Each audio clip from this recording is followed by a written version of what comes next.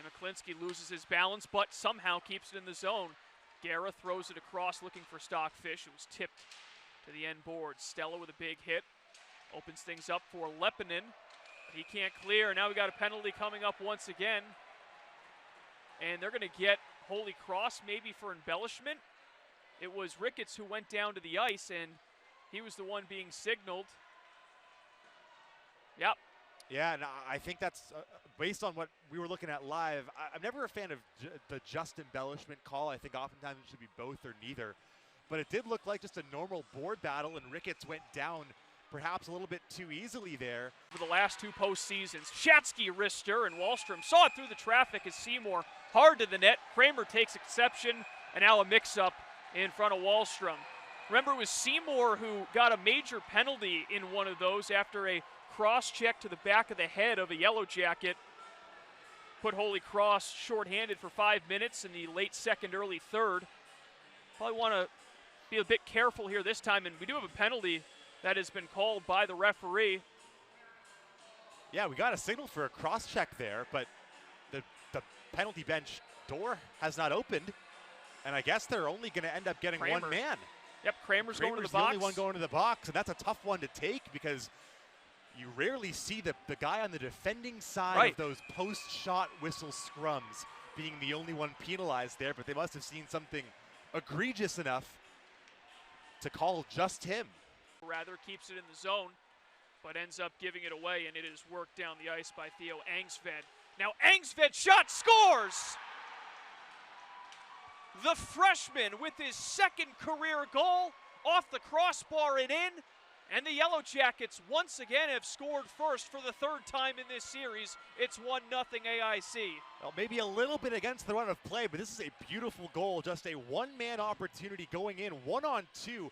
The Crusaders are trying to take away the middle of the ice. So instead, what do? You back off, you open up the angle, and you roof that one in. That's a snipe and a half, a beauty. Lundy over the line. Saucer pass, played off the board. Somerville sets it up in front. The one-timer sneaks through, and it's a goal to make it 2-0. Actually, it wasn't a one-timer, it was settled. And the shot had eyes for Dario Bello, his second goal of the year. Another freshman comes through. The Yellow Jackets double their lead just as the penalty expired. Well, a lot of bodies in front of the net there, and Grandy was not able to see that one at all. I think you were right. The puck had eyes, but the goalie did not, and that's why you get those big bodies down low. Certainly makes a difference, and it did for AIC there as they were able to score. Right off the draw, McClinsky! Well, he's silent no more. He cuts the lead to 1 with 5:40 to go in the second. Well, Holy Cross dominant on the dots all day. They're now up 9 on the game. And we talked about it earlier. A couple of times they've tried those one-timers right off of ozone face-off wins. And this time they set up in a shooting formation for that face-off. They've got 3 guys lined up with the ability to take a shot. A riser goes over everything. Higgins for Ricketts. He's upended. Holy Cross wanted a penalty, and this one will go into the empty net. A picture-perfect dump from AIC, and they have their eyes set on RIT. It was Mans from nearly 200 feet, makes it 3-1. Wallstrom makes the save with his stomach. Probably going to see a timeout here, and I'd imagine at some point for Holy Cross just to rest up your top guys and draw something up quickly.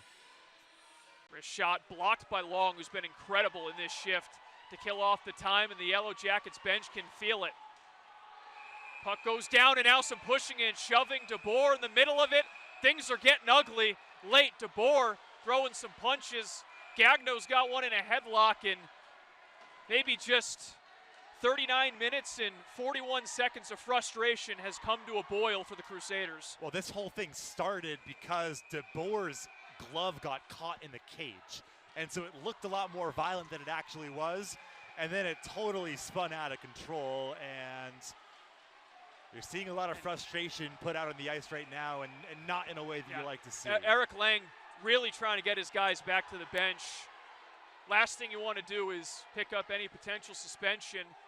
Mann's still tied up right now at the blue line. He's the one who put the dagger in, and DeBoer, him and Mans won't separate, and they need both linesmen and a referee to get in the middle of it. Yeah, everyone's going to get 10-minute misconduct, I'm imagining. They already tossed Gagno, they already tossed DeBoer, and Mans going to go as well. And a road crowd here traveling from Springfield on their feet because they have booked their ticket to Rochester. After falling behind 1-0 on the road to Holy Cross, AIC wins back-to-back games. A tremendous goaltending performance from Niels Wahlstrom, and the Yellow Jackets are heading back to the Atlantic Hockey Championship game, looking to go back and win their 4th championship in program history.